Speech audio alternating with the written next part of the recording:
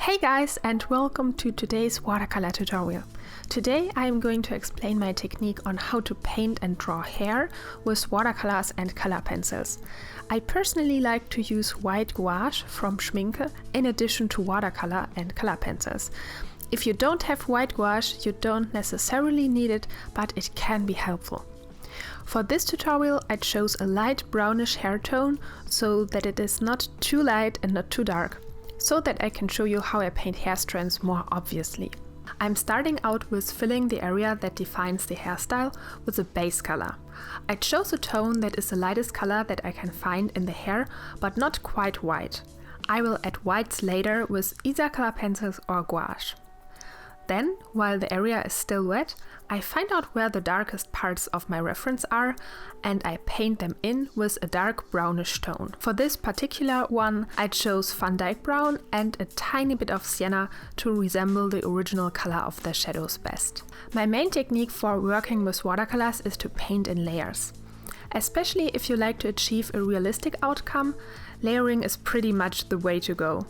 Speaking of which, there are some watercolor papers that are rather bad for layering. If you don't know if it works on your paper, try it out with dark colors like browns or blacks. Please wait for every layer to dry before you add a new one.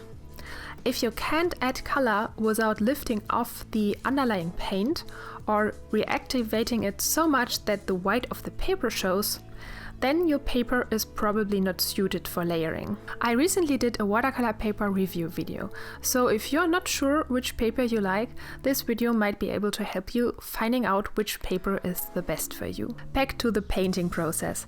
After I painted in the darker parts of her hair, I waited until the paint dried a bit before I painted in the main hair strands that I found most obvious when I looked at the reference. When you add paint while the paper is still a bit wet, it will bleed into the surrounding area, which can be a useful effect. I use this method to make more blurry hair strands. Before I moved on to the next step, I used a hairdryer to completely dry my paper. Generally, in order to paint hair, I find it helpful to understand and observe how it moves. So before I paint away without thinking, I study my reference and try to detect the main hair strands and in which direction they flow.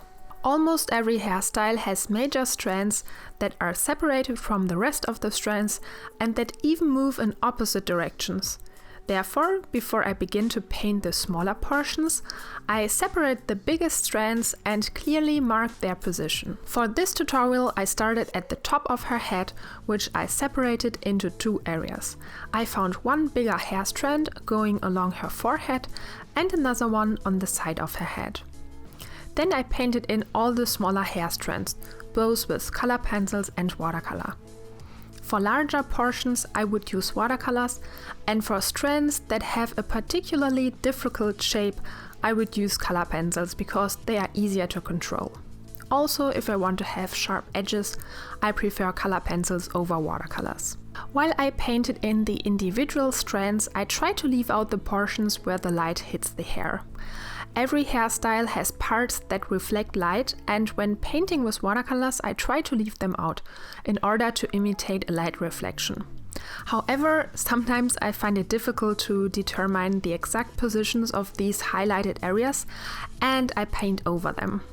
Also, these light areas need to blend smoothly into the darker portions of the hair in order to look realistically, and getting all of that right in the first attempt is very difficult. In fact, I personally find it almost impossible, so I use color pencils along with white gouache to correct and paint in some of the highlights later on in the process. Speaking of color pencils, I find that only the luminance pencils from Caran d'Ache and polychromos are opaque enough to cover watercolors. By the way, you find all materials that I use in the video description. To complete the hairstyle, I repeat the process I just explained on every portion of the hair. Almost everything in nature is messy and never looks completely perfect, so in order to get a realistic outcome, don't try to paint hair strands everywhere. Some areas are blurry and messy and one can't notice any strands. They might even look just like mud. I find these muddy areas make the whole motif more realistic, so I don't try to make them look perfect. Instead, I just represent them with those blurry watercolor effects. After I filled in the complete area with paint, I move on to the next step. Although I always believe that I painted everything exactly like the reference, this never really is the case. So comparing my painting with a reference after I filled everything with paint is mandatory. In this case, I noticed that my painted hair looked pretty flat because everything had a similar color value. To correct this, I darkened the shadows with additional layers of muddy blues, blacks and greens. Another thing to know when you want to paint realistically is to never think that if something is of a certain color, that it really is. For example, if you have a red object, its highlight, shadows and midtone colors are probably anything else but red. Speaking of odd colors, for the brown hair you can use gold as well. I added some shades of golden watercolor here and there, which makes the painting sparkling when I look at it from different angles. After I added shadow layers, I noticed that there were still areas that looked too light, so I added some more layers of brownish hues. Layering watercolor over detailed areas makes it a bit muddy, which in this case was exactly what I wanted for the darker parts and the midtones. To finish the hair, I added some individual strands in Naples yellow and sienna across the whole area. If you observe real hair, you will always find some strands that are completely wild and go in strange directions. Adding these to the painting, I believe, adds the little extra of realism. So, that's it for the tutorial, guys. Initially I wanted to continue the painting and show you how I draw the rest of it, but unfortunately I totally ruined the face. Because watercolor is so unforgiving, normally I always start with the face first, but for this tutorial I thought, well, what can possibly happen? Yeah, this wasn't the best idea, but next time I will hopefully learn from that. Anyways, I hope you found this tutorial helpful. If you liked it, don't forget to give it a thumbs up, comment and subscribe to my channel.